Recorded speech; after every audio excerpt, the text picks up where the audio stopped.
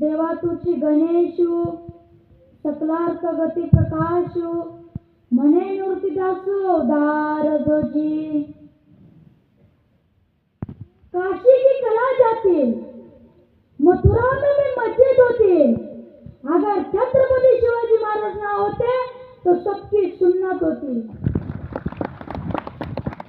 नित्याचा महामेरू बहुजनांचे आधारू अखंड स्थितीचा निर्धारू श्रीमंत योगी यशवंत कीर्तिवंत सामर्थ्यवंत वर्धवंत पुण्यवंत नीतिवंत जनता राजा आदरणीय व्यासपीठावरील विराजमान असलेले प्रमुख पाहुणे तसेच माझे गुरुवर्य श्री हवप रमेश महाराज आटपळे यांना मी वंदन करून माझ्या भाषणाला सुरुवात करतो।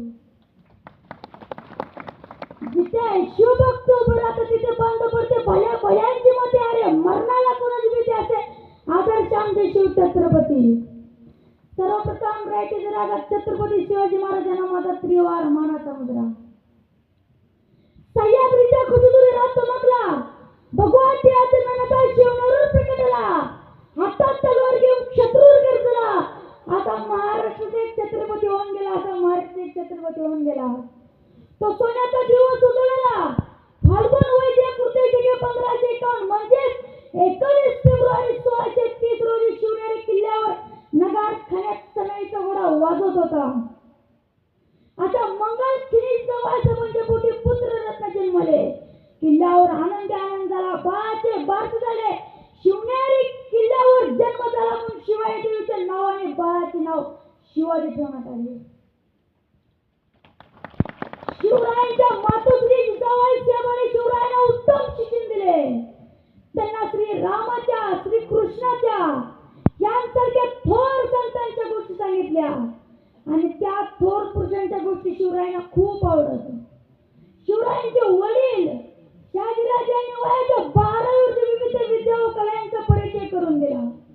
खरं तर छत्रपती एक नाव होतं की त्या नावात प्रत्येक अक्षरी त्यांच्या कार्याची व पराक्रमाची माहिती सांगणारे व सर्वांना प्रेरणा देणारे 36 सतींचे बळ असणारे त्रस्त मोगलांना करणारे परत न फिरणारे तिन्ही जगात असणारे शिस्तप्रिय वाणिज्य जिजाऊंचे पुत्र महाराष्ट्र शान हा हर न मानणारे राष्ट्राधीन चिंतक जानतेच राजा माझ्या छत्रपती शिवाजी महाराज।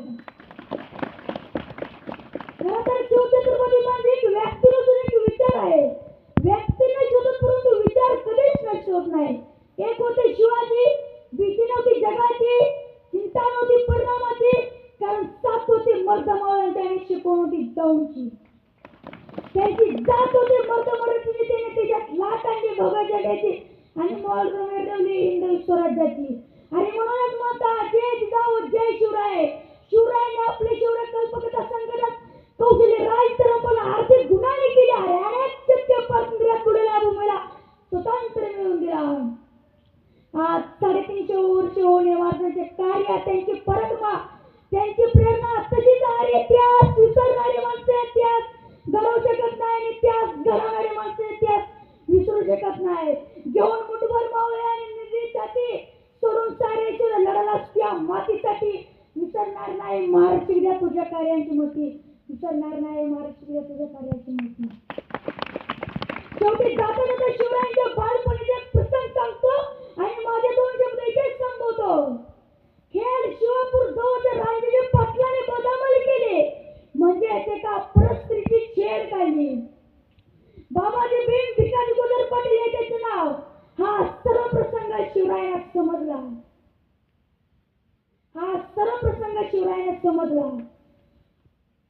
शिवांसमोर असे होण्यात आले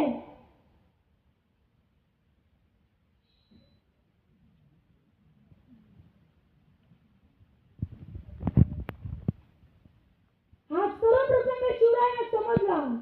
कदाचित पाटीलची कमेंट कोण काय वगैरे काय म्हणे मी पाटील पिढीचं मला काय द्या कोणाचं या गावात काय विचारे चालणार नाही जीभ छाटली जाईल।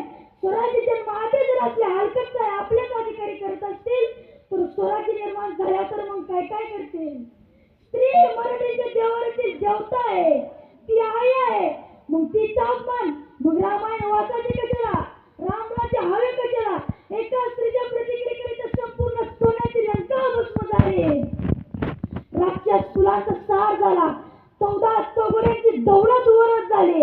एका स्त्रीच्या बर राजसभेत निर्वली गेली म्हणून या अक्षराक्षरी सणाचा झाला. याला शिवरायांचे स्वराज्य म्हणतात.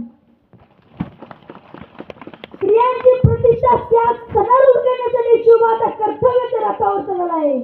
आणि आता जोपर्यंत शिवभक्त घडत नाही तोपर्यंत शिवबा रथावरून खाली चालणार नाही. शिवबाने ताबडतोब धडाकाच्या राज्यावर रवाना केले.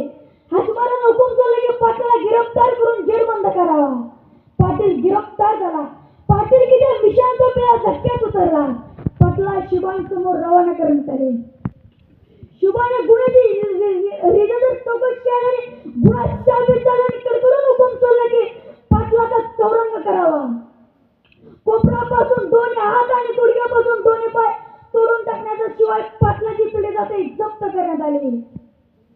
दिनांक 28 जानेवारी 1645 रोजी पाटलाचे हातपाय तोडण्यात आले. शिवबावर रागवलेल्या लोकांनी पाहिले, लोकांनी ओळखले शिवबाला काय आवडते आणि काय नाही. शिवबाच्या लक्षण रेखावरून कोण पलीकडे गेला तर त्याचं काय होईल सर्वांनाच कळून चुकले. हा सर्व जवळचा संस्काराचा आणि धगधगणाऱ्या चारित्र्याचा परिणाम शिवर हार घडी हार क्षणी होत होता. त्याचा शिवाने उत्तुंग उत्कार पुण्यश्लोक चारित्र्य क्षितिजावर प्रतिप्रतीच्या चंद्रप्रमाणे करत आहे. अशा या मानवता छत्रपती शिवाजी महाराजांच्या जयंतीनिमित्त आज तुम्ही मला 2 शब्द बोलण्याची संधी दिली. याबद्दल मी तुमचा अत्यंत ऋणी आहे.